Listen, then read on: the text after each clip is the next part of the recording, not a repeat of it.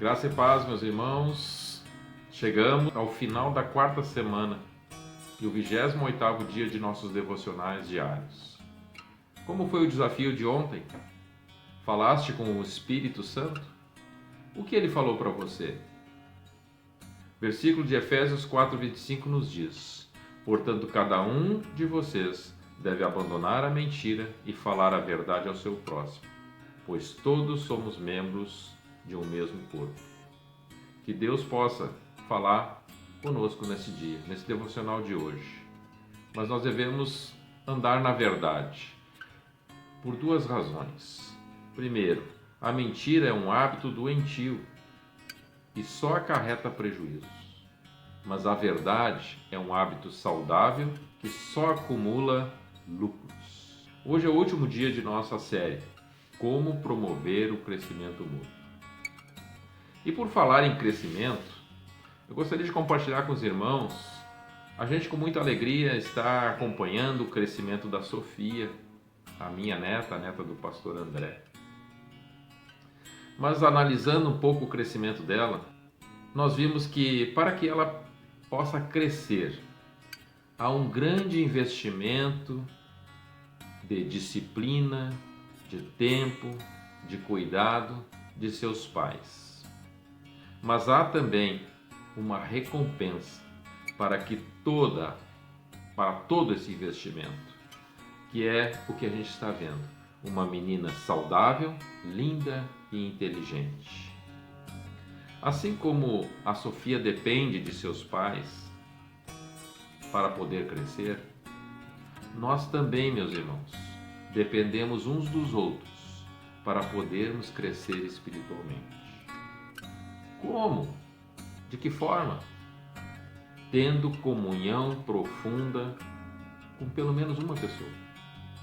Se nós tivermos essa comunhão profunda, e nós vamos ver nesse estudo de hoje, essa comunhão, nós vamos crescer espiritualmente. Diz a palavra em Tiago 4:10: Humilhem-se diante do Senhor e Ele vos exaltará. O versículo abre o nosso devocional de hoje, tem a ver com a humildade e não com humilhação. E você percebeu por quê? Ora, porque a consequência da iniciativa recomendada pelo apóstolo é a exaltação e não a humilhação. Essa é a mais um dos benefícios advindo da honestidade. É a comunhão profunda com os irmãos. Mas o que significa comunhão profunda? Significa uma aliança estabelecida entre nós, sob o selo do Senhor, de que a verdade será o alicerce inabalável, sobre o qual o firmamento e o relacionamento uns com os outros para um mútuo crescimento. Assim é andar na luz, como dizem a primeira carta de João: se porém andarmos na luz, como Ele está na luz, temos comunhão um com os outros.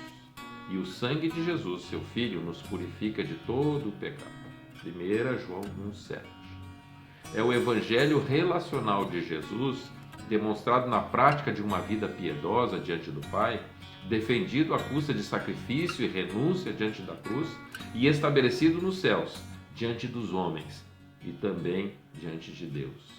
Ao finalizarmos essa semana dedicada ao crescimento espiritual, não podemos e nem queremos negligenciar o modelo pelo que o próprio Cristo vivenciou em sua estada entre nós. Dentre a multidão que o seguia, todo lugar, o Mestre arregimentou 12 discípulos para que convivesse de pertinho.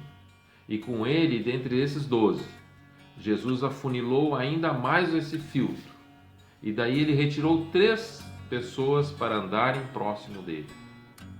Mas dentre desses 3, ele ainda separou um, para que este um pudesse andar junto, pudesse crescer junto no ministério que tinham abraçado, diante de Deus e diante dos homens.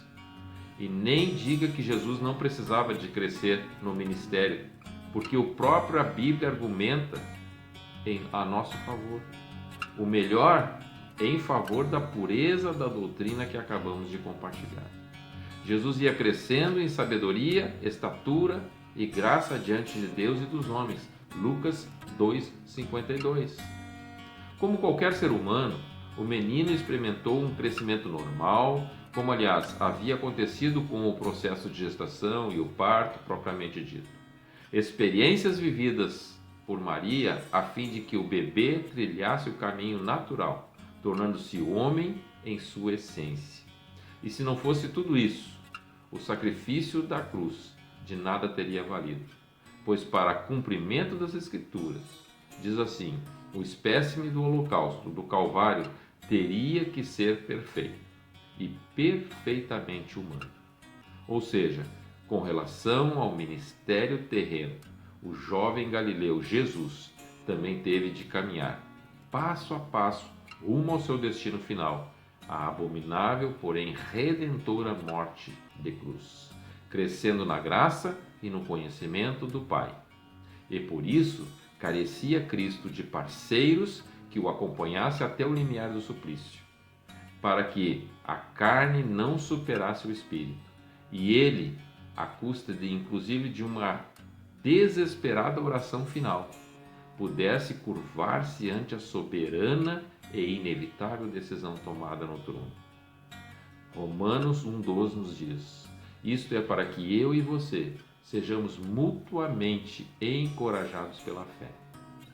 Em muitos momentos da espinhosa e estreita estrada que escolhemos trilhar, cambaleamos debaixo de um fardo que parece querer nos esmagar, e a coragem de prosseguir se esvai dentre os gemidos de nossa alma fragilizada. É nesse precioso momento que nos chega a palavra encorajadora e reconfortante daquele irmãozinho do pequeno grupo, aquele que está andando conosco, aquele que nos conhece, aquele que vê os nossos semblantes e vê a nossa tristeza, e ele nos traz uma palavra encorajadora. A disposição que não se traduz em sinal de fraqueza. Muito pelo contrário, é um tremendo prodígio divino, desde que muitos, infelizmente, procuram-se encontros de cultos de poder, mas é quando o genuíno poder de Deus se revela quando 2 ou 3 se reúnem. Em nome de Jesus, ali Deus se manifesta e traz o seu consolo, a sua palavra, a sua direção, para que juntos todos cresçamos na graça e no conhecimento de nosso Senhor e Salvador Jesus Cristo. Nós temos, lá fora onde a gente sai, nós temos uma plantação que é de eucaliptos. E a gente olhando para aqueles eucaliptos, a gente vê que eles são muito compridos, muito altos. E a gente vê porque eles não põem aqueles galhos normalmente que uma árvore tem. Estrategicamente, eles plantam numa certa distância, próximo uns dos outros. E quando os eucaliptos começam a crescer, eles querem chegar até a luz, eles precisam do sol. E como estão todos crescendo juntos, todos vão o máximo que eles podem chegar. Fica uma haste só, com apenas algumas folhas lá na ponta. Assim, eles crescem em direção à luz. Jesus Cristo quer que nós sejamos tão próximos dos outros, que nós não venhamos a estender os galhos da nossa vida se preocupando com coisas terrenas, mas nós temos que olhar para Jesus e saber que Ele tem nos chamado para viver uma vida para Ele, um ajudando o outro, um levando o outro para cima, até a luz de Cristo. E agora, meus irmãos, cabe, já que falamos da Sofia no começo, cabe-nos uma decisão de Sofia, uma decisão inteligente. A decisão do meu coração, a partir de hoje, é ouvir com os ouvidos de Cristo, aceitar com a disposição de Cristo e amar com o amor de Cristo. Vamos responder, só para nós respondermos e encerrarmos também essa devocional. Como pretendo encarar o meu pequeno grupo daqui em diante, sob a luz do que a palavra e o Espírito de Deus ministraram ao meu coração nessa semana? Qual é a tua disposição, meu irmão? Que Deus nos ilumine para que tenhamos uma sábia decisão. Amém. Temos que ser como o Pai em Cristo é. Temos que ser